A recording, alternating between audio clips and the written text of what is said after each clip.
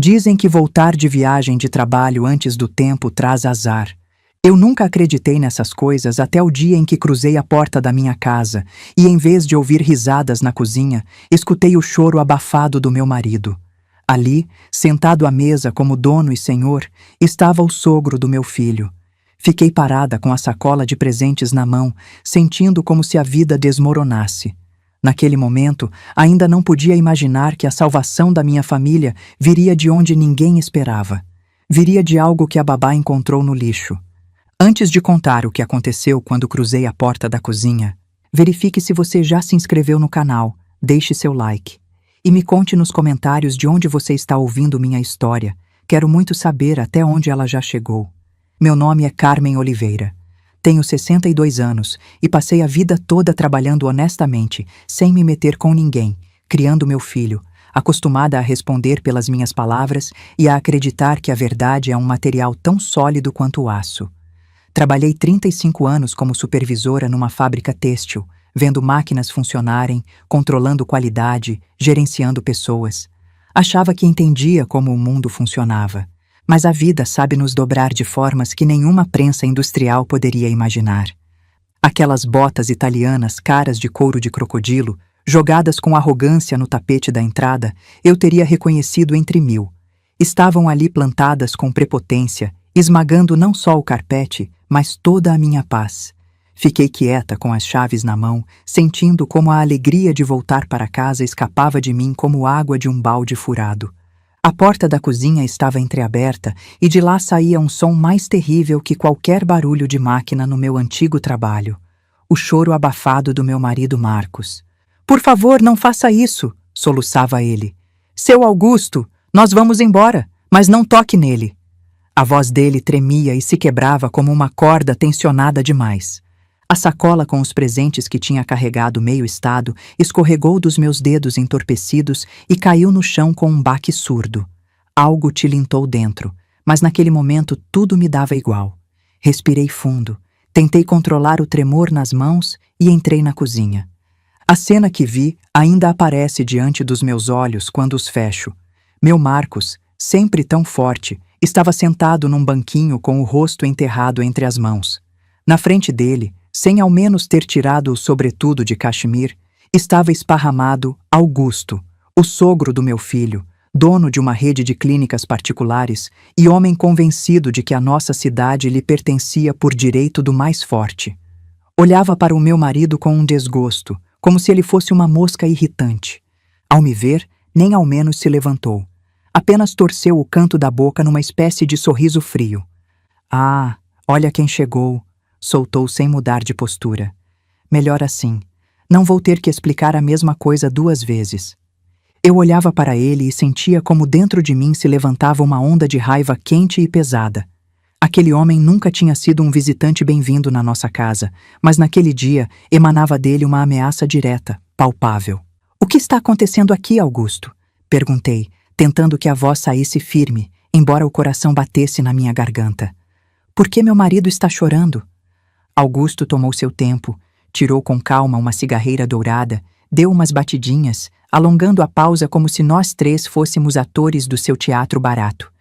"Escuta bem, Carmen", disse por fim, levantando para mim aqueles olhos aguados e vazios.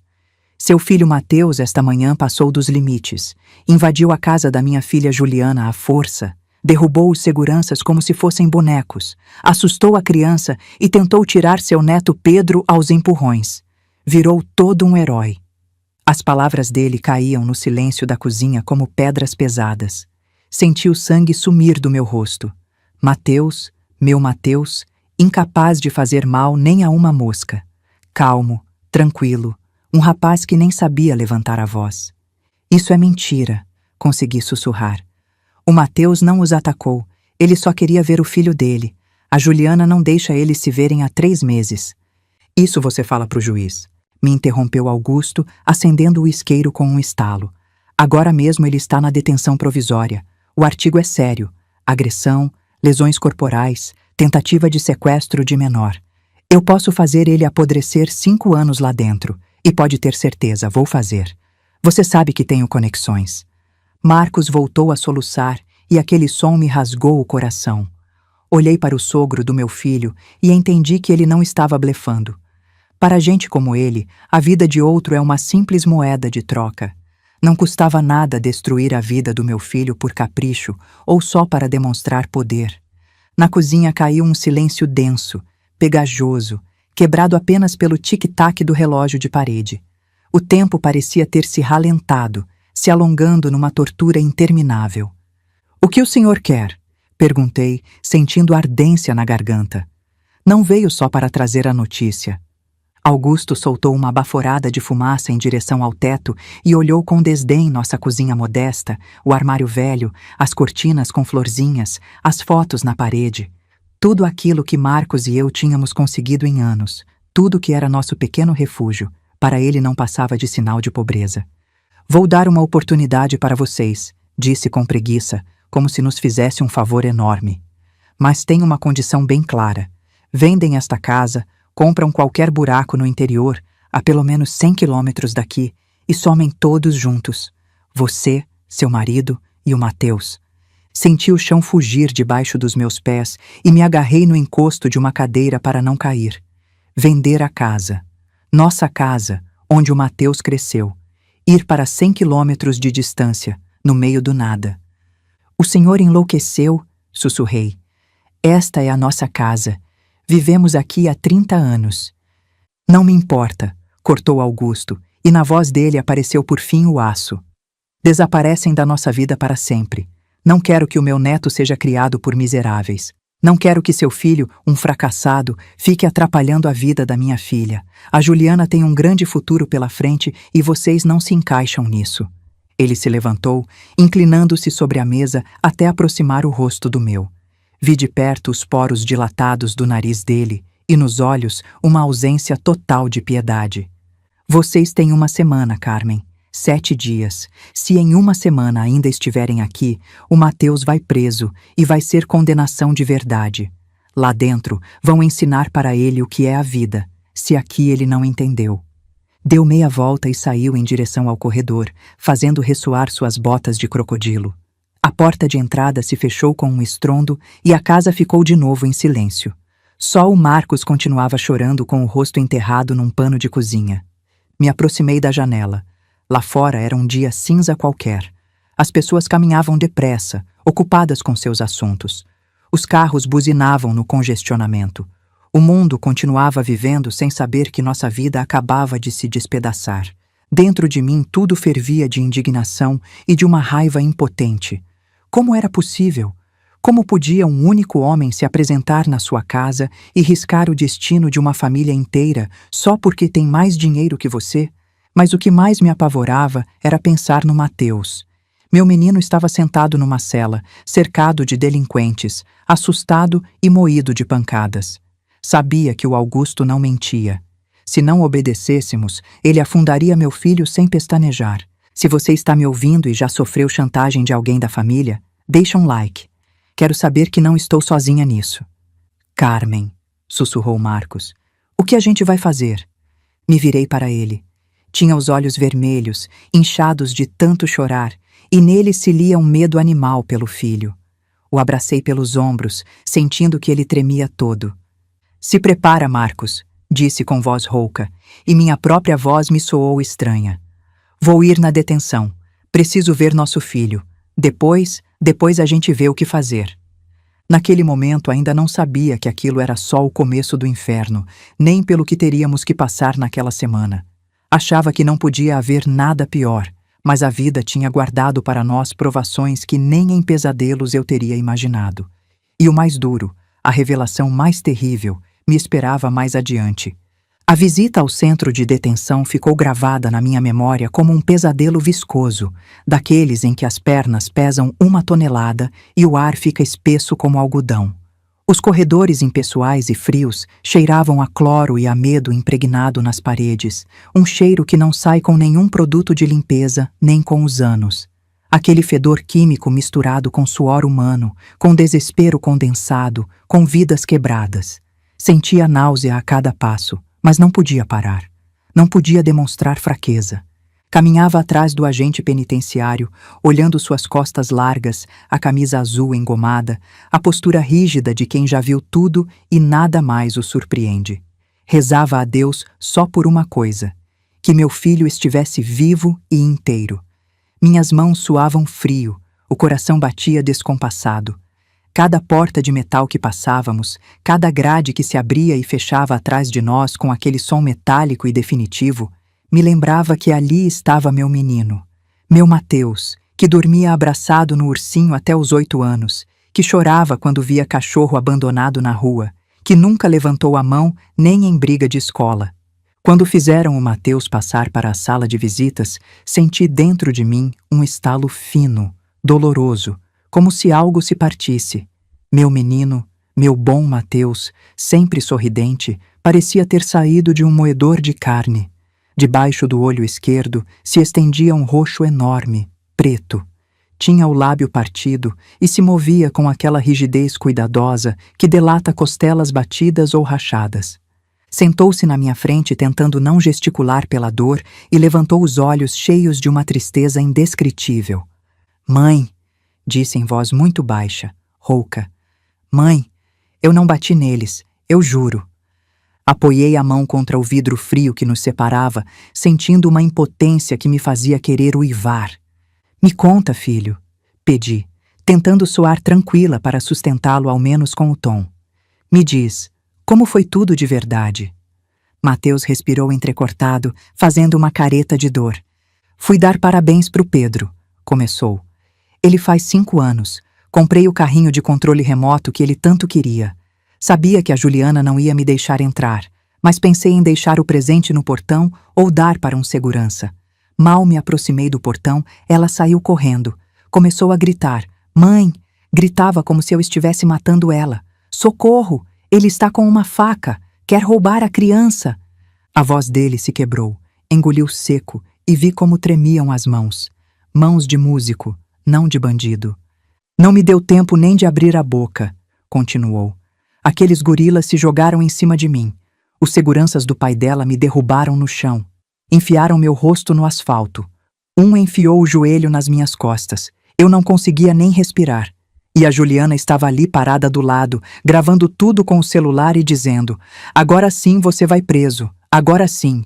Era uma armadilha, mãe. Estavam me esperando. Sabiam que eu ia lá." Escutava o relato entrecortado dele e um frio gelado me invadia por dentro. Não tinha sido uma briga casual. Era uma operação planejada para destruir meu filho. O Augusto e a filha dele tinham montado aquele espetáculo ponto por ponto para conseguir um motivo legal para se livrar do pai incômodo. "Vão levar o Pedro embora." O Mateus desabou a chorar sem se envergonhar das lágrimas. E aquelas lágrimas, raras num homem, doíam mais que qualquer choro de mulher. "Não vou ver ele nunca mais. A Juliana disse que vai levar ele para longe, que para ele eu não sou ninguém." "A gente vai tirar você daqui", garanti, embora nem eu mesma acreditasse nas minhas palavras. "Vamos arranjar um bom advogado." Mateus me olhou com um desespero tranquilo. "Eles compraram tudo, mãe. O investigador me disse na cara. Se você assinar a confissão, te dão condicional. Se resistir, vai pegar tudo por tentativa de sequestro. Já tem laudos, testemunhas, provas. Não vão deixar a gente ganhar. Me diz nos comentários, você teria coragem de fazer o que vou fazer? Ou baixaria a cabeça? Quero saber sua opinião sincera." Ao sair da detenção, me senti uma velha acabada. A cidade fervilhava ao redor, continuava com seu barulho e sua pressa, mas para mim as cores tinham apagado. Entendia que o Mateus tinha razão. Podíamos nos espatifar contra as paredes, apresentar queixas, buscar justiça, mas enquanto fazíamos isso, meu filho apodreceria numa cela e a saúde dele terminaria de se arruinar. Não tínhamos nem o dinheiro do Augusto, nem os contatos dele, nem o cinismo impiedoso dele. A única coisa que tínhamos era a nossa dignidade, e naquele mundo ela parecia não valer nada. Ao voltar para casa, encontrei o Marcos sentado na cozinha no escuro, sem se atrever nem a acender a luz, como se assim pudesse se esconder da realidade. "A gente vai vender a casa, Marcos", disse da porta, sem deixar espaço para dúvida. "Se não fizer isso, prendem ele." Os 5 dias seguintes se transformaram num pesadelo viscoso em que os dias se misturavam com as noites. Colocamos nossa aconchegante casa de 3 quartos, onde tínhamos vivido 30 anos, em venda urgente. No dia seguinte já estava na porta o corretor imobiliário do Augusto, um jovem escorregadio de olhos desconfiados. Caminhou pelos nossos cômodos com cara de nojo, apontando com o dedo para o papel de parede velho, o piso laminado que eu mesma tinha ajudado a colocar, e foi baixando o preço com uma crueldade tal que parecia que não estávamos vendendo um lar, mas lenha podre. O mercado está parado, mentia sem pestanejar, me olhando nos olhos. Pelo preço que vocês querem pode demorar 1 ano, e pelo que sei, vocês não têm tanto tempo. Assentíamos, movíamos a cabeça, assinávamos papéis, nos sentindo reféns na nossa própria casa. Cada vez que a campainha tocava, o Marcos dava um pulo. Chegavam compradores um atrás do outro, desconhecidos indiferentes, que caminhavam com sapatos sujos sobre nossa vida, discutindo onde derrubariam paredes, que móveis mandariam para o lixo. Nos olhavam como um mal necessário do qual tinham que se livrar o quanto antes. E depois começou o pior, empacotar. Sabem quanto pesa uma vida inteira metida em caixas de papelão? Pesa toneladas de dor. Fui levantando do chão meus livros, meu orgulho, uma biblioteca de literatura que tinha ido montando durante décadas, livro a livro em sebos e feiras, economizando cada real. Cada exemplar era uma lembrança. Aquele eu li em voz alta para o Marcos quando estava grávida do Mateus. Este dei para o meu pai no aniversário dele. Agora todos iam caindo em caixas iguais, transformados em simples carga. O Marcos, com os olhos secos e irritados, guardava a louça.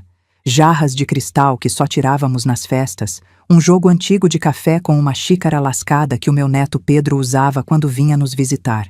Cada objeto gritava que ali tinha havido uma família, que ali tinha havido felicidade. E nós, com nossas próprias mãos, tínhamos que desmontar essa felicidade e tirá-la como se fosse lixo da história. Mas o mais duro foi no quarto do Mateus, a sala onde ele cresceu e onde tantas vezes tinha ficado para dormir nosso neto. Me aproximei da moldura da porta, onde durante anos tínhamos ido marcando a lápis a altura, primeiro do meu filho e depois da criança. Mateus, 5 anos. Pedro, 3 anos. Aqueles pequenos traços cobertos com verniz valiam mais que qualquer reforma. Passei a mão pela madeira áspera e entendi que não podia levar esse pedaço comigo. Essa memória ficaria ali nas mãos de estranhos e tapariam com tinta no primeiro dia de obra. Em momentos assim, a gente não pode evitar se perguntar onde está a fronteira entre a humildade e a traição a si mesmo. Estávamos salvando nosso filho, sim, mas não estávamos matando ao mesmo tempo algo essencial dentro de nós, algo que nos permitia nos chamar de pessoas? Fugíamos com o rabo entre as pernas diante da prepotência e da força, deixando o campo livre para os saqueadores. No 6º dia, apareceu finalmente um comprador. A assinatura seria no dia seguinte. Estava meio vazio, cheio de caixas e pacotes. Parecia uma estação em plena evacuação. O eco passeava pelos cômodos nus. Nesse mesmo dia à tarde, o Augusto cumpriu a parte dele do acordo. Tiraram o Mateus da detenção sob assinatura de termo de não sair da cidade. Um gesto de boa vontade. Outra demonstração de poder. Meu filho voltou ainda mais acabado que quando estava preso. Passou direto para o quarto dele, sentou na única cadeira que restava e ficou olhando para um ponto fixo. Estava quebrado, não pela cadeia, mas por saber que tinha se tornado a causa do desmoronamento da nossa vida. Me perdoem, repetia em voz baixa, balançando. Pai, mãe, me perdoem.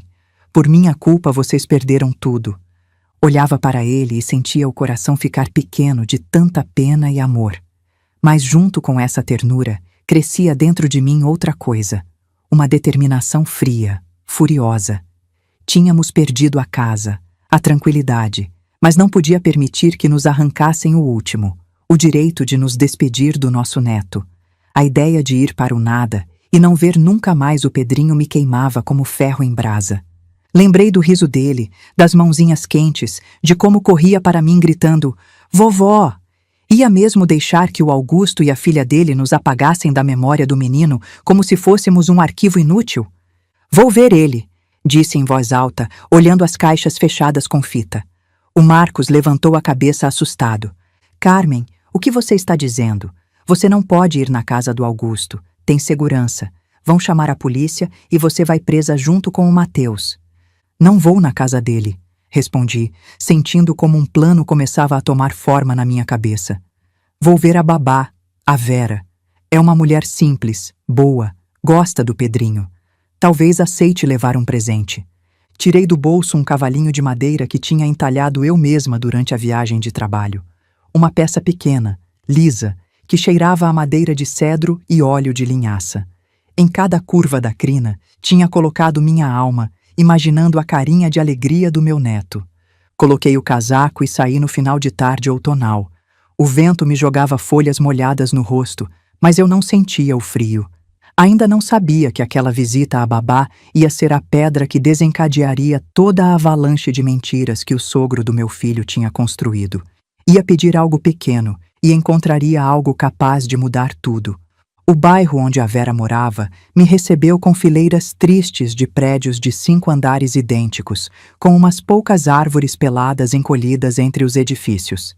Fiquei um bom tempo dando voltas, decifrando números desbotados de portarias, até que finalmente encontrei a porta certa, forrada com curvim velho e pregos enferrujados. Enquanto subia para o 3º andar, o coração batia forte, não por falta de ar, mas pela tensão. No bolso apertava o cavalinho, sentindo os flancos suaves. Não era só um pedaço de madeira. Era meu último fio de conexão com meu neto, minha forma de dizer: a vovó lembra de você, te ama, não te abandonou.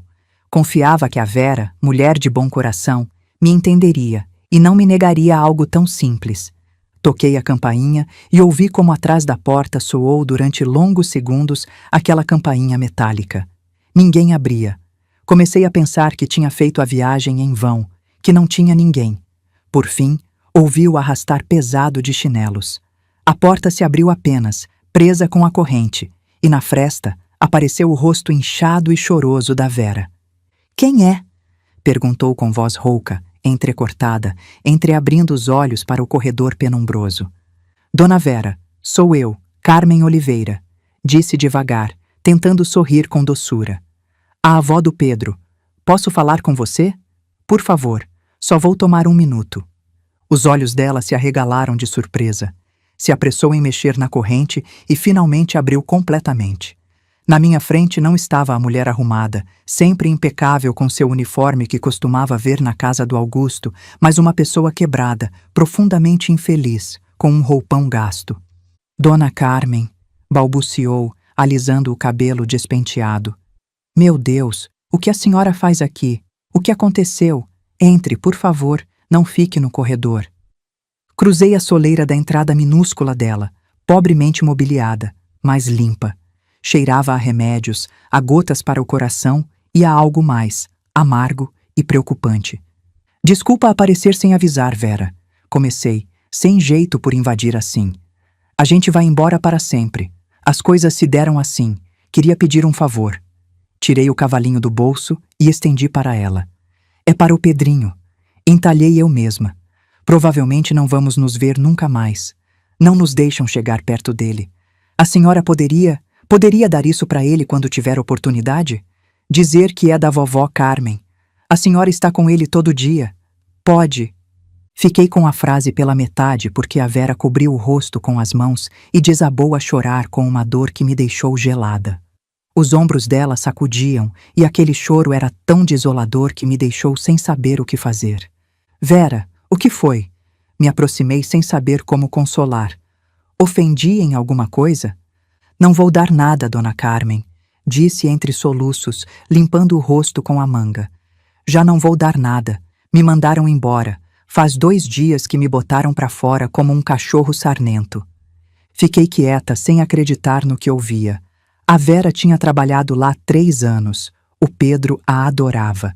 Era a única pessoa naquela casa fria e luxuosa que realmente cuidava da criança, enquanto a Juliana vivia em salões de beleza e o Augusto só pensava em ganhar dinheiro. Como assim te mandaram embora? Repeti. Por quê? Por nada. Fez um gesto com a mão me convidando a passar para a cozinha. Entre, sente, vou fazer um chá. Não tenho força para ficar em pé. Nos sentamos uma de frente para a outra em torno de uma mesa pequena coberta com toalha de plástico. Com mãos trêmulas, serviu água quente e empurrou para mim um pratinho com biscoitos baratos. A senhora chegou cedo, furiosa.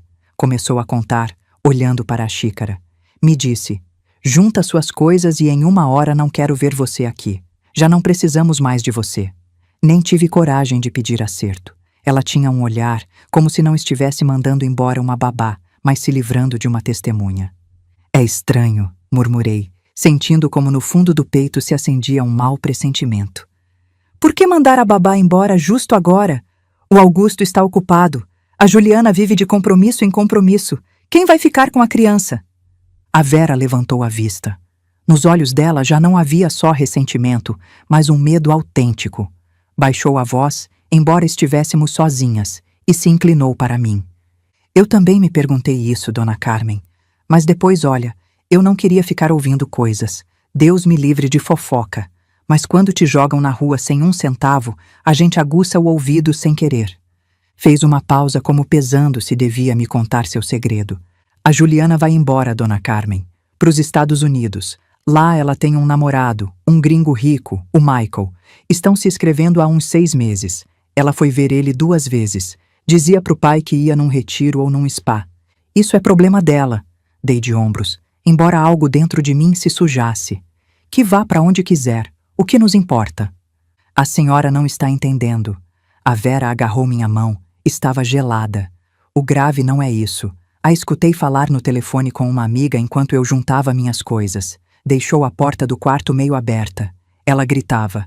O papai acha que vou levar a criança. Eu disse para ele que a gente viaja junto, mas o Pedro eu deixo no dia do voo no aeroporto, ou deixo um bilhete dizendo que vou buscar depois quando já estiver instalada. Senti os pelos da nuca se arrepiarem. Como assim vai deixar?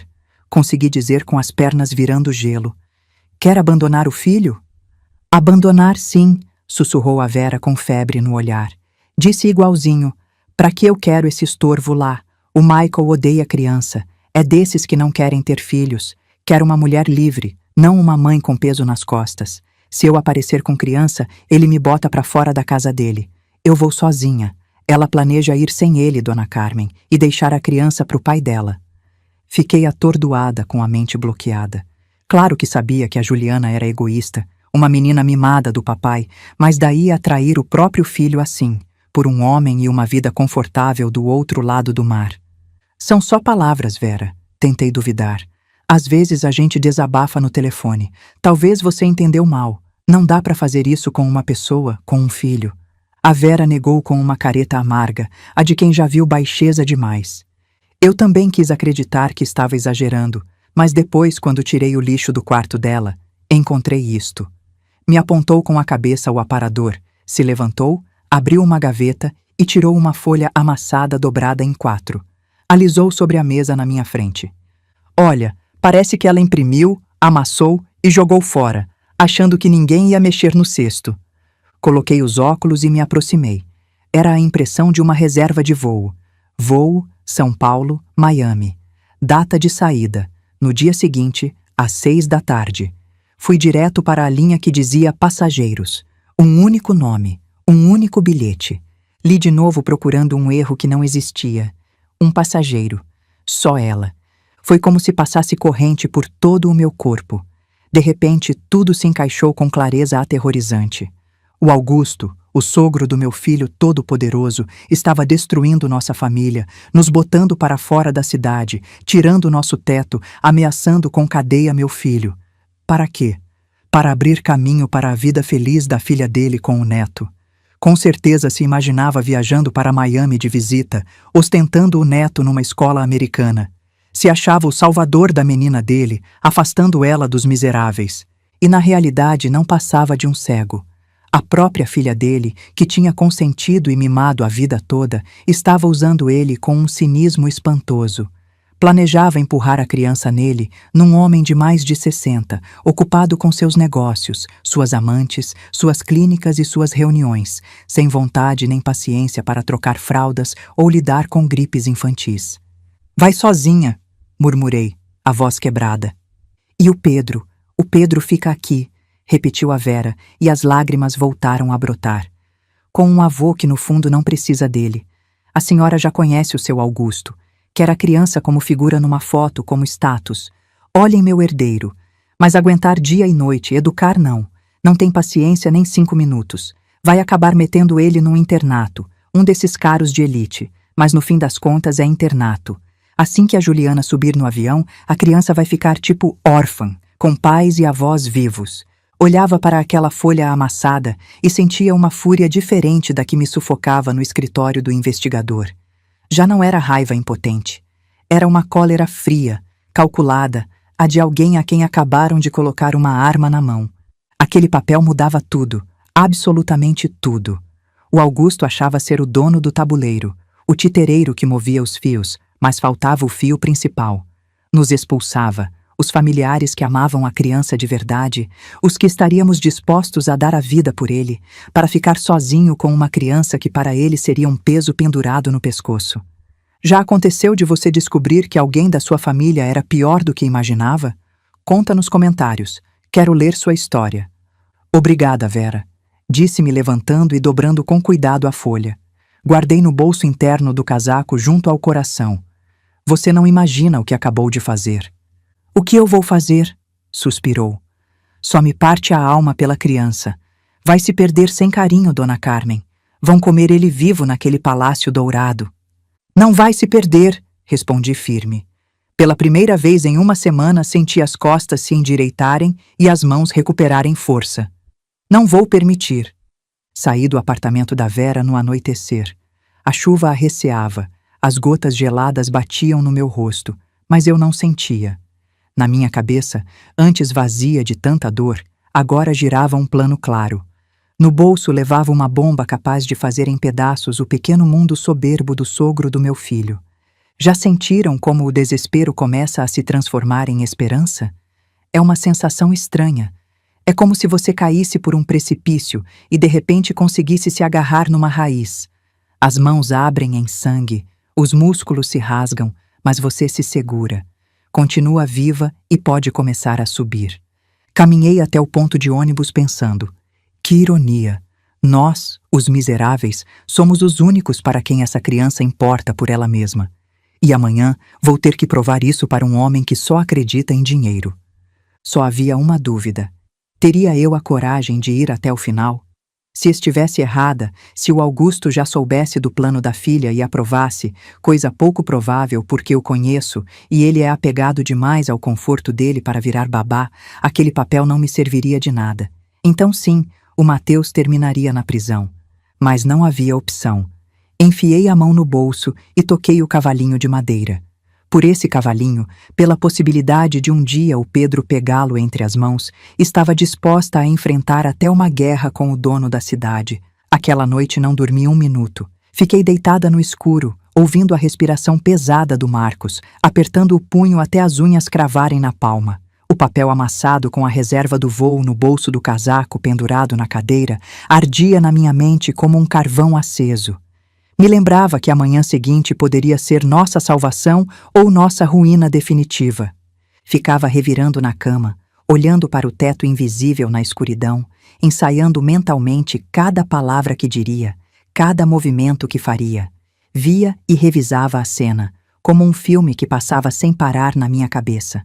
O Augusto sentado, arrogante, eu entrando, a Juliana nervosa, o momento exato de mostrar o papel.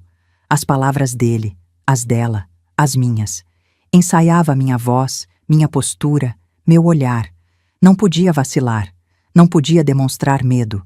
Tinha 62 anos, tinha criado um filho enquanto trabalhava dobrado na fábrica, tinha enfrentado patrão truculento, chefe assediador, colega invejosa.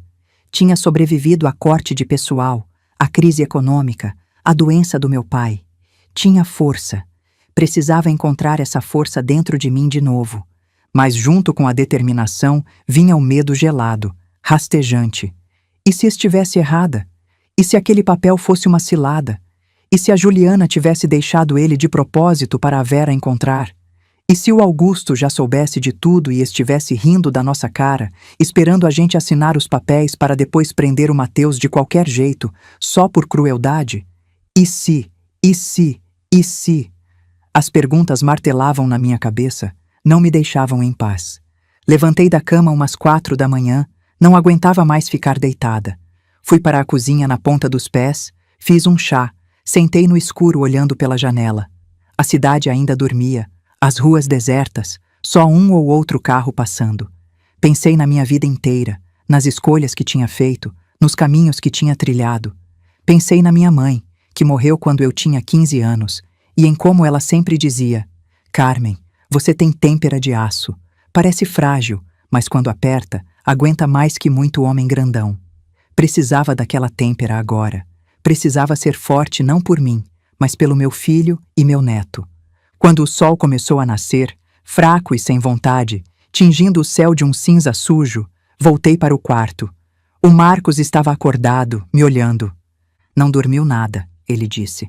Não era pergunta, era constatação. Não consegui, admiti. Vai dar certo, Carmen, ele disse, mas a voz dele tremia.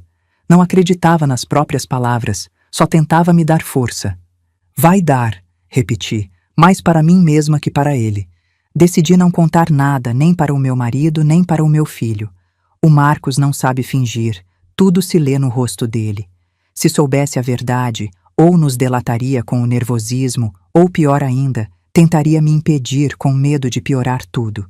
O Mateus, no estado em que estava, também não aguentaria outra fagulha de esperança. Se essa esperança apagasse, terminaria de destruí-lo.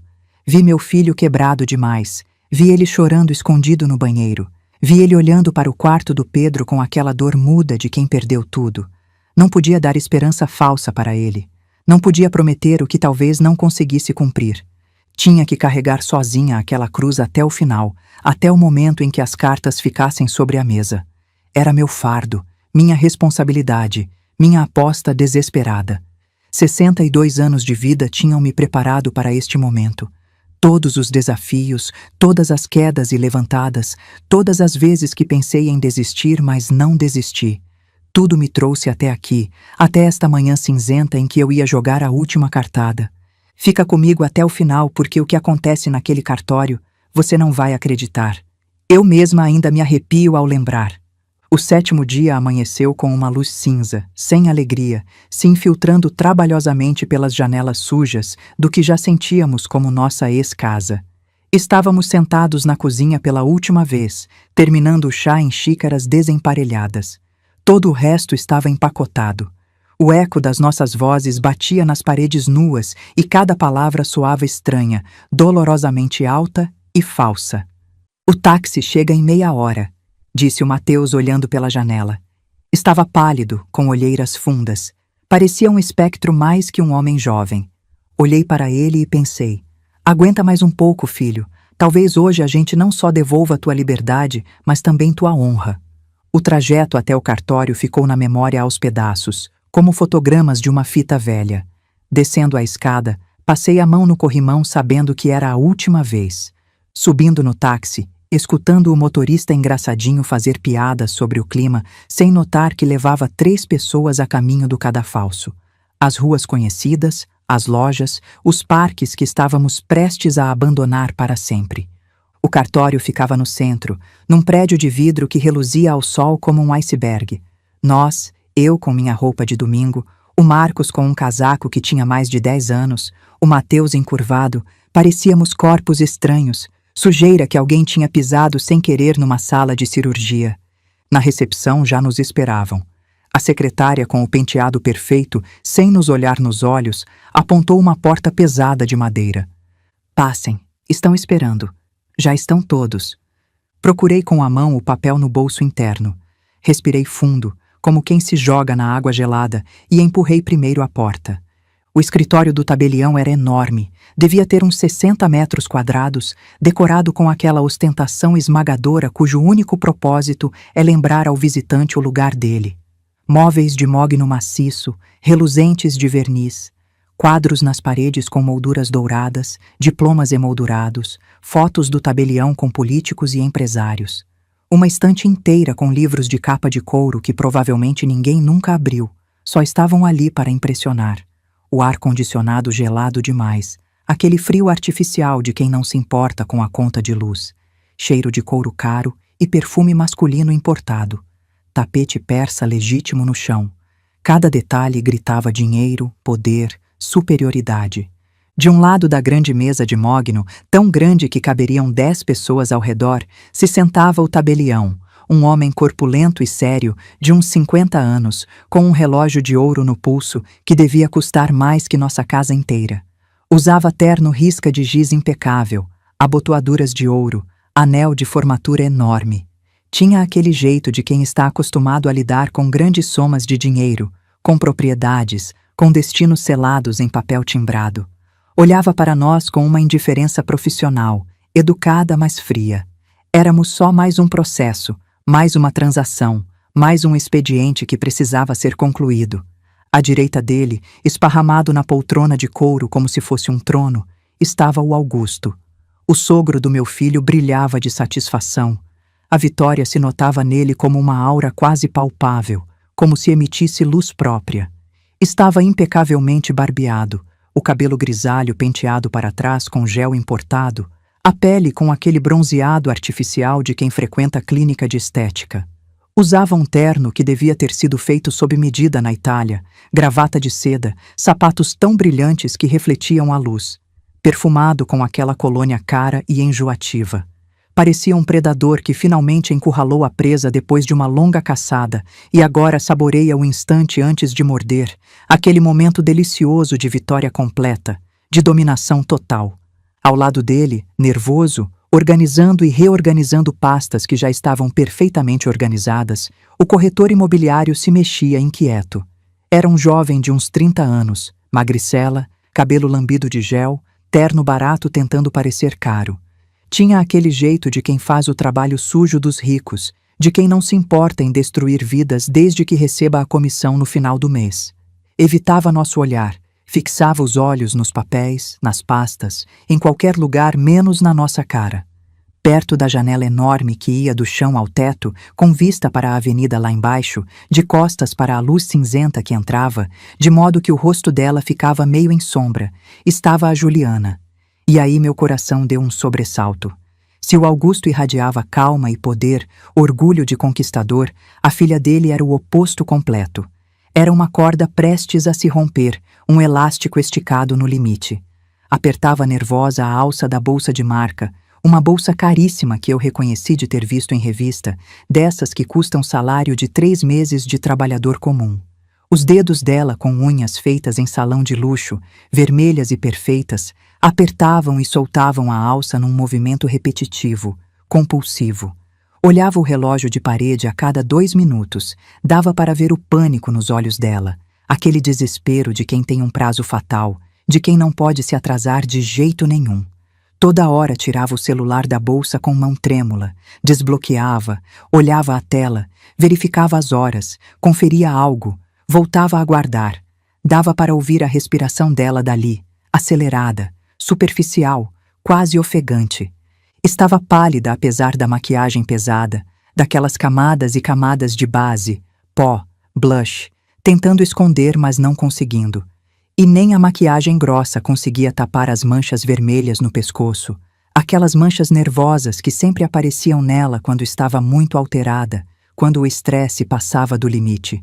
Eram como o termômetro da ansiedade dela, e naquele momento o termômetro estava explodindo. Tinha pressa. Precisava que aquilo terminasse logo. Tinha medo de não chegar a tempo, de perder o voo, de perder a chance dela, de perder o gringo rico, de ficar presa aqui com a gente, com o filho, com a responsabilidade, com a vida real. A Vera tinha razão. A Vera tinha razão em cada palavra. Finalmente, soltou o Augusto sem ao menos cumprimentar. Pensei que tinham desistido, como se tivessem para onde ir, fora de onde eu mandar. Fez um gesto para as cadeiras na frente dele. Sentem, não vamos perder meu tempo. Cada minuto meu custa dinheiro. Nos sentamos. O Marcos se colou no encosto com a cabeça baixa. O Mateus não se atrevia a olhar para o homem que acabava de esmagar a vida dele. Eu me sentei ereta, coloquei as mãos sobre a mesa e encontrei o olhar do Augusto. Nos olhos dele não havia mais que desprezo e tédio. Nem por um segundo duvidava da vitória dele. O tabelião pigarreou e começou a recitar a ladainha de sempre. Documentos, condições, obrigações. A voz monótona dele adormecia, mas dentro de mim tudo vibrava de tensão. Esperava o momento adequado. Tinha que escolher o segundo exato para desferir o golpe. Pelo que os vendedores se comprometem a desocupar a moradia num prazo máximo de 24 horas e a cancelar o registro no endereço, entoava o tabelião. Da mesma forma, o senhor Augusto Vargas, na qualidade de denunciante, se compromete a retirar a denúncia criminal. O Augusto tamborilou com os dedos na mesa. Vamos, Bruno, direto ao ponto, interrompeu. Eles conhecem as condições. Onde tem que assinar? O corretor imobiliário se apressou em colocar na frente do Marcos e minha um maço de documentos. Aqui, aqui e aqui, ia marcando com o dedo. Contrato de compra e venda, recibo dos fundos, compromisso de desocupação. Peguei a caneta. O metal frio esfriou meus dedos. Na sala se fez um silêncio que só quebravam o tic-tac do relógio e a respiração agitada da Juliana, que se aproximou da mesa e se colocou atrás do pai. Assina, Carmen, me apressou o Augusto, e na voz dele se infiltrou a ameaça. Não teste minha paciência, seu filho já saiu barato. Segurei a caneta sobre o papel. 1 segundo, 2, 3. Para mim o tempo parou. Sabia que estava prestes a fazer algo que ou nos salvaria ou nos terminaria de afundar. Se estivesse errada, se aquele documento fosse falso, ou o Augusto já soubesse de tudo, eu mesma mandaria meu filho para a cadeia. Não haveria segunda chance. Estava apostando a liberdade do Mateus, nosso teto, o futuro da família. Olhei para o meu filho, as costas encurvadas dele, as mãos trêmulas do Marcos. Depois olhei para a Juliana, que voltava a checar o celular. Larguei a caneta sobre a mesa. O barulho do plástico contra a madeira soou como um tiro. O Augusto franziu a testa. O que foi?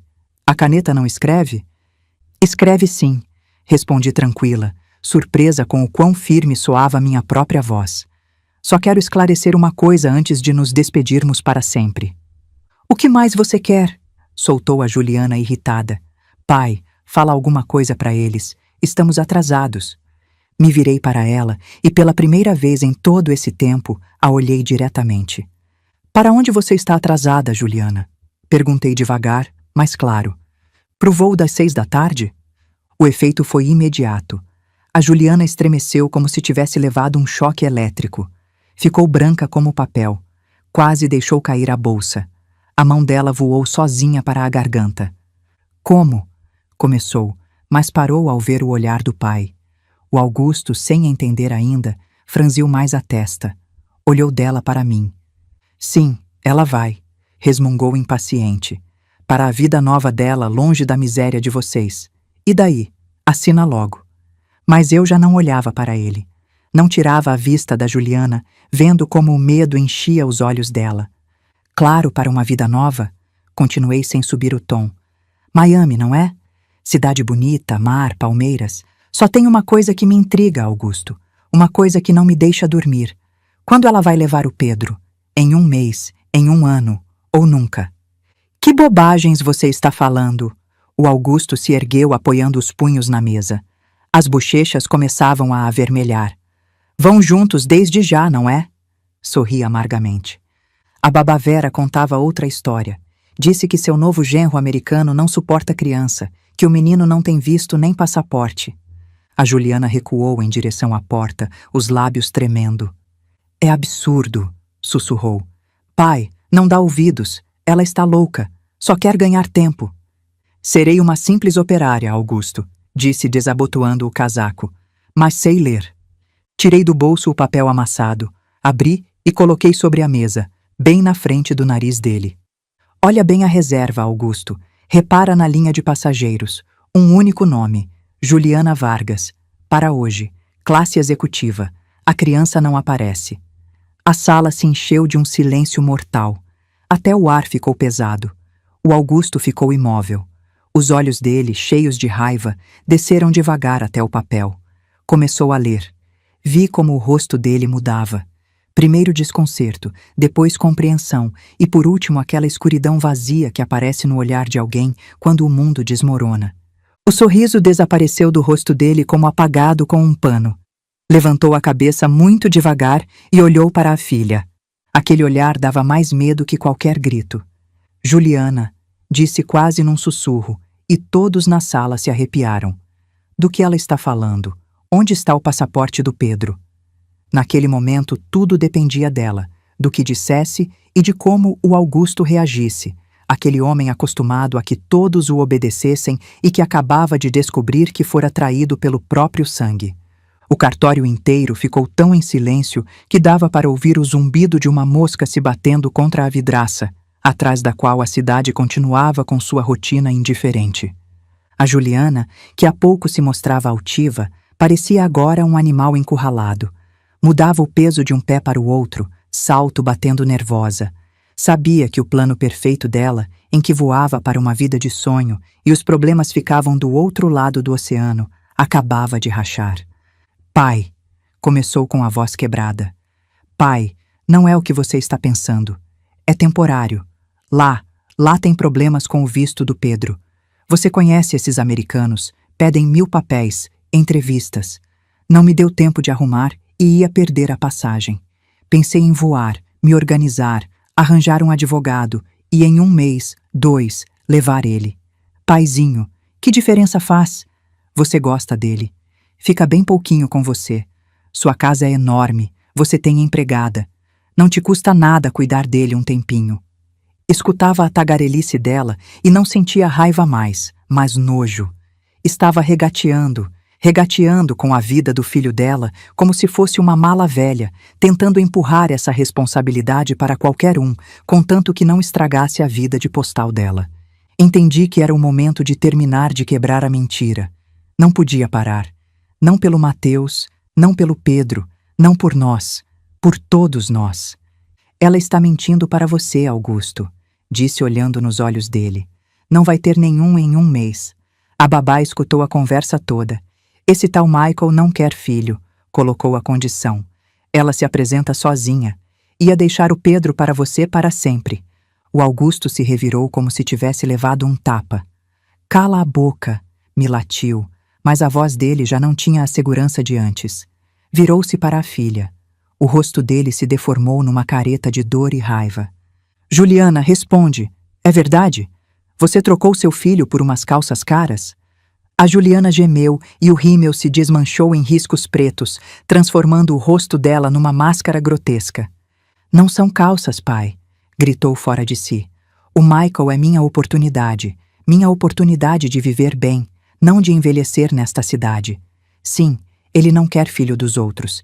E o que eu faço? Me enterro viva? Sou jovem, quero viver. E o Pedro não é estranho para você. Você é rico, pode com ele. Contrata outra babá, mete ele num colégio de elite. Que diferença faz? Uma babá a mais, uma a menos. As frases dela flutuavam no ar, pesadas e sujas. Acabava de confessar tudo, de confirmar palavra por palavra o que a Vera tinha me contado. Vi como o rosto do Augusto ficava roxo. O sangue subia para a cabeça dele. Ele, o dono de meia cidade, o homem que resolvia tudo com uma ligação, acabava de entender que tinham enganado ele. E quem fez isso foi a própria filha. Ela tinha usado o dinheiro dele, a influência dele para nos destruir, nos jogar da nossa casa, meter meu filho na prisão, tudo para aliviar a própria bagagem. Não amava ele, não respeitava, só via como uma carteira e uma pensão grátis para o filho dela. Posso com ele? O Augusto ofegou-se levantando. Você acha que eu preciso de uma creche na minha idade? Construí meu negócio para aproveitar a velhice, não para trocar fralda. Aproveitei o momento para arrematar. É isso que eu quero que você pense, Augusto, insisti. Olha bem, você está jogando na rua o pai, os avós, os únicos que amam o Pedro. Está arrasando com tudo que tem ao redor. Para quê? Para levá-lo pessoalmente no médico, para ficar em casa quando ele tiver febre? Vai mesmo sacrificar seus confortos, suas amantes, suas viagens? ou vai mandar ele para um internato assim que a Juliana subir no avião. O Augusto me olhou e nos olhos dele vi algo novo: medo. O medo do egoísta que de repente entende que querem pendurar nele um peso que não planejava carregar. Ele queria um herdeiro para a foto de família, uma criança bem vestida para ostentar. Não queria a rotina diária de uma criança real. Para um internato, sibilou com dificuldade. Ia mandar ele para um internato? Não vai poder, Augusto, o acocei. As pessoas não vão entender. Seu status não vai deixar. O senhor Vargas meteu o neto num internato tendo filha viva? Vão fazer picadinho de você. Vai ter que criar ele sozinho, porque nós iríamos embora como você queria, e você ficaria com uma criança de 5 anos abandonada pela mãe. Uma criança que ia te odiar pelo que você fez com o pai dele. O Augusto voltou o olhar para a Juliana. Ela continuava junto à porta, patética, despenteada, mas agarrada à passagem dela. E então ele explodiu. Com um rugido, agarrou do escritório a pasta de documentos, aqueles mesmos que tínhamos que assinar, e jogou na filha. "Cai fora!" gritou com tanta força que o tabelião afundou na cadeira e o corretor largou a caneta. A pasta bateu na porta junto à cabeça da Juliana e os papéis voaram como pombas brancas por toda a sala. "Pai!" chilou ela. "Não me chama de pai!" bramiu o Augusto tremendo de ira. "Você me usou, me passou a perna, tentou arrumar sua vida às minhas custas, queria me enfiar a criança na velhice." Agarrou um pesado vaso de cristal com água, ameaçando arremessar. A Juliana, gritando, abriu a porta de uma vez e fugiu para a recepção com os saltos ecoando. "Que eu não te veja mais", rugiu ele. "Vai com seu gringo, mas não vê mais R$1 meu. Te tiro da herança, dou tudo para um abrigo de cachorros, mas para você não deixo nada." A porta se fechou com um estrondo. Ficamos ali nós, o tabelião paralisado e o Augusto respirando com dificuldade, de pé entre os papéis espalhados. A vitória dele tinha virado cinzas. A dinastia dele era uma ilusão. E naquele momento, olhando para ele, senti algo estranho. Não satisfação. Pena. Era rico, poderoso e temível, mas estava mais sozinho que ninguém. Tinha uma filha que o traíra, um neto que na verdade não queria, e tinha uns inimigos que ele quis aniquilar, mas que se revelaram mais leais que o próprio sangue dele. O Augusto se deixou cair na cadeira. Em 5 minutos tinha envelhecido 10 anos. Afrouxou o colarinho da camisa, buscou ar em golfadas e estendeu a mão para o jarro de água. Tremia tanto que não conseguia nem servir. O cristal tilintava contra o copo. Me aproximei em silêncio, tirei o jarro dele, enchi o copo e aproximei. Me olhou com os olhos nublados. Não havia ódio nem gratidão, só vazio. "Bebe", disse simplesmente. Tomou de um gole, molhando o queixo e a gravata. Secou o rosto com o dorso da mão e se recostou na cadeira olhando para o teto. "Bom, Carmen", resmungou depois de um tempo sem me olhar. "Contente?" "Ganhou." "Eu não preciso ganhar, Augusto", respondi, notando como finalmente começava a soltar a tensão daqueles dias. "Preciso do meu filho e do meu neto." O Augusto ficou em silêncio uns segundos, ouvindo a quietude. Depois fez um gesto com a mão, cansado, resignado, como alguém para quem já tudo tanto faz. "Levem", murmurou. "Levem tudo. A criança, seu Mateus. Retiro a denúncia. Tudo." Olhou os papéis no chão, o contrato de venda da nossa casa. "E isso também. Não se vende nada. Vivam no buraco de vocês." O tabelião pigarreou tímido. "Mas, senhor Vargas, o processo já está iniciado. Existe uma entrada." "Eu disse que acabou", trovejou o Augusto batendo na mesa e voltando a murchar em seguida como um balão furado. "Não quero continuar com esse circo. Vou ter um treco no coração." Levou a mão ao peito e fechou os olhos. Olhei para o Marcos e para o Mateus. Estavam paralisados sem acreditar no que ouviam. O Marcos tapou a boca para não desabar a chorar. O Mateus levantou a cabeça pela primeira vez em uma semana e no olhar dele apareceu vida. Nos salvara algo que não se compra, uma verdade simples, tosca, mas mais forte que todos os milhões do sogro do meu filho. Sair daquele prédio de vidro pareceu estranho, como caminhar sem peso. Minhas pernas se moviam sobre o calçamento moles, como se em vez de asfalto fosse terra molhada, e cada passo me custava, mas não mais por medo, e sim por um esgotamento brutal. Descemos para a rua, o Marcos, o Mateus e eu. Pela primeira vez naquela semana negra respiramos fundo. O ar cheirava a gasolina e poeira molhada, mas para nós era o cheiro da liberdade. O Augusto ficou lá em cima no escritório de luxo dele, sozinho com as esperanças quebradas e o copo de água. Antes de irmos, só conseguiu ordenar pelo telefone para os seguranças: deixem eles passar, que levem a criança. Nem ao menos nos olhou ao se despedir. Naquele momento se parecia com um bote de borracha murcho. A grandeza dele tinha ido embora. Só restava uma carcaça triste. Carmen. O Marcos me pegou pelo braço e senti que ainda tremia. É de verdade? A gente ganhou? É de verdade, Marcos, respondi cobrindo a mão dele com a minha. Vamos buscar o Pedro. O caminho para a mansão do Augusto, aquela fortaleza atrás de um muro de 3 metros que antes evitávamos, dessa vez me pareceu uma rota para o lar. O Mateus ia na frente no táxi e eu o observava pelo retrovisor. O rosto dele mudava. O jovem acuado e quebrado, que estava disposto a ir para a cadeia, ia se apagando. Os ombros dele se endireitavam, o brilho voltava aos olhos. Tinha uma meta: o filho dele. Na guarita, os seguranças, acostumados a nos ver como lixo, dessa vez abriram o portão sem dizer palavra. A ordem do chefe tinha sido clara. Caminhamos pelo caminho de paralelepípedos perfeitos entre arbustos aparados e uma fonte já desligada pelo inverno. Aquele casarão sempre me pareceu um museu frio, bonito e completamente morto. Não dava para correr, nem gritar, nem ser criança. Nos abriu a porta a empregada doméstica, uma mulher com olhos assustados. Não parecia entender nada. A patroa tinha saído correndo para o aeroporto com malas. O patrão tinha ficado na cidade, e na porta agora estávamos nós, os parentes pobres, que tinham ordem de não deixar entrar. "Onde está o Pedro?" perguntou o Mateus. Não pediu permissão, exigiu. A voz dele soou tensa, vibrante. "No quarto de brinquedos, no segundo andar", balbuciou a mulher se fazendo de lado. "Está sozinho. A senhora disse que não incomodassem enquanto ela se arrumava. Trancou ele lá desde a manhã." O Mateus subiu a escada de mármore quase correndo. O Marcos e eu seguimos com o coração na boca. Nunca vou esquecer o que vi. Um cômodo enorme, com pelo menos 40 metros quadrados, com um lustre de cristal no teto que devia custar mais que nosso carro. Paredes pintadas com aqueles desenhos de floresta encantada, feitos por artista contratado.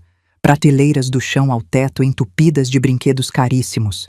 Carros elétricos que uma criança podia dirigir de verdade, construções gigantes da Lego que pareciam cidades inteiras, trens de controle remoto com trilhos que davam volta no quarto todo, boneco que andava e falava, tablets infantis, videogames, tudo que o dinheiro podia comprar. Tudo que o Augusto tinha comprado para comprar o carinho do neto, para substituir com plástico e eletrônica o que só o amor verdadeiro pode dar. E no meio daquele luxo absurdo de plástico colorido e luzes piscantes, sobre o tapete felpudo importado que devia custar uma fortuna, encolhido num cantinho como um bichinho assustado, estava meu neto, meu Pedrinho, tão pequenininho, tão frágil.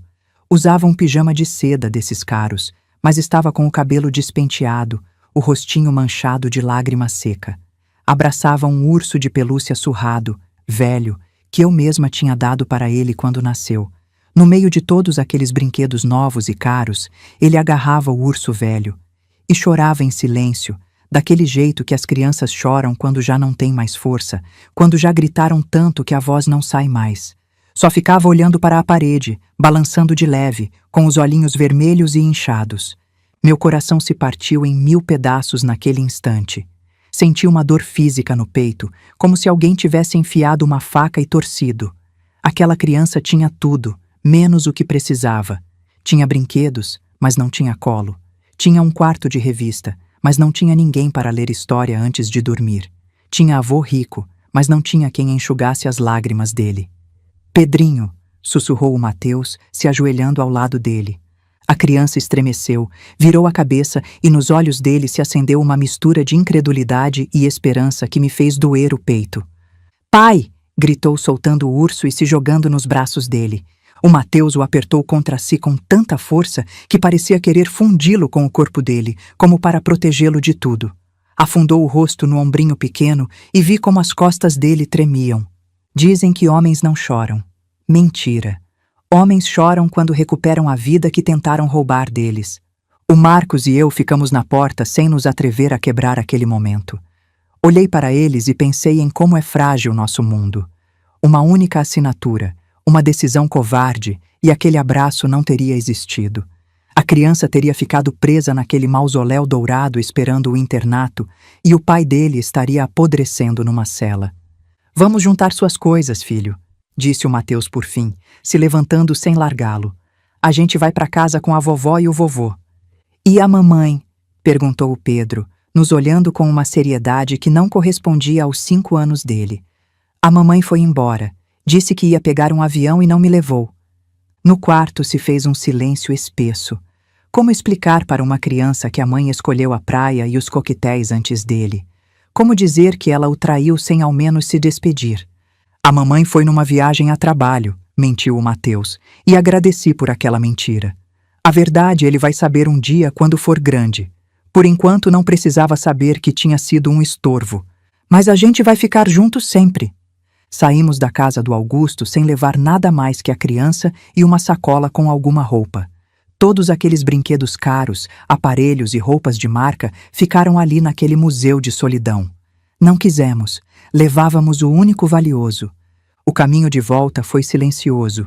O Pedro adormeceu nos braços do pai, esgotado por tudo que viveu. O Marcos acariciava o cabelo dele e murmurava orações. Eu olhava pela janela as luzes da cidade anoitecendo e sentia como por dentro ia soltando aos poucos a mola que estivera esticada ao máximo aqueles 7 dias. Ao entrar na nossa casa já era noite. Ao cruzar a porta paramos. O corredor estava cheio de caixas, as paredes nuas, sem quadros. Era a mesma casa e, no entanto, parecia saqueada. Mas eram nossas paredes, nosso piso, nosso cheiro. Bom, disse deixando no chão a sacola com a roupa da criança. Bem-vindo para casa. Agora sim, para sempre. O Mateus levou o filho para o quarto, o único que não tínhamos desmontado. O Marcos e eu fomos para a cozinha. Na mesa continuavam as xícaras do chá da manhã, como um monumento à vida que naquela mesma manhã achávamos perdida. Me sentei no banquinho e o corpo finalmente decidiu parar de resistir. Comecei a tremer dos pés à cabeça. A ressaca do medo. O corpo se esvazia e só resta o zumbido nos ouvidos. Carmen, você está mal? O Marcos se alarmou procurando o remedinho. Estou bem, Marcos, fiz um gesto. Só está caindo tudo em cima. Você se dá conta do que a gente fez? Não só salvamos a casa, salvamos a alma, a nossa e a do Pedro. Naquele momento entrou o Mateus, fechou com cuidado a porta do quarto e se encostou no batente. Estava esgotado. Os roxos ainda se viam mais escuros, mas o olhar estava limpo. Já decolou, disse devagar. Chequei o voo. O avião saiu há meia hora. Ficamos em silêncio. Em algum lugar lá em cima, a Juliana estava sentada na executiva brindando pela vida nova dela. Talvez pensasse que tinha se livrado de um peso. Não entendia que, na verdade, tinha jogado fora o único salva-vidas dela. Que Deus a julgue, murmurou o Marcos se benzendo. O importante é que a criança está com a gente. Pai, mãe, o Mateus se aproximou e sentou com a gente. Obrigado. Sei o que custou para vocês. Estavam dispostos a perder tudo por mim. Não vou esquecer.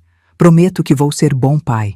Vou procurar outro trabalho, um mais tranquilo. Vou consertar tudo. Olhei para ele e acreditei. As provações quebram os fracos, mas temperam os fortes. O Mateus tinha passado pelo inferno e não tinha virado um monstro. Continuava sendo pessoa. Vamos desfazer as caixas, disse-me levantando. Era impossível continuar sentada. Precisava fazer coisas para acalmar os restos da ansiedade. Não vamos viver sobre papelões. Esta casa é nossa e tem que respirar. E nos pusemos a desempacotar às 10 da noite, tirar livros, pendurar de novo as cortinas, arrumar a louça. Fazíamos em silêncio, mas coordenados como uma máquina bem lubrificada. Cada objeto que voltava ao lugar era um símbolo da nossa vitória. Tirei de uma caixa o cavalinho de madeira, aquele que tinha levado para a Vera, e coloquei na estante. Tinha cumprido a missão. Tinha se transformado na chave que nos abriu a porta do futuro. Mas junto com a alegria do regresso, havia amargura. Sabíamos que a vida não voltaria a ser igual. Tínhamos visto o avesso de gente que chamávamos de família. Tínhamos nos assomado ao abismo da traição. Essas feridas demoram para fechar. Quando terminamos com a última caixa, saí para a varanda para fumar. A cidade noturna se estendia na minha frente, piscando com milhares de luzes. Em algum andar alto, talvez estivesse o Augusto, sozinho com a riqueza dele. Em algum ponto do céu ia a Juliana, sozinha com o egoísmo dela. E ali, na nossa modesta moradia, dormia uma criança cercada de amor. De repente entendi uma verdade simples: riqueza não são contas bancárias.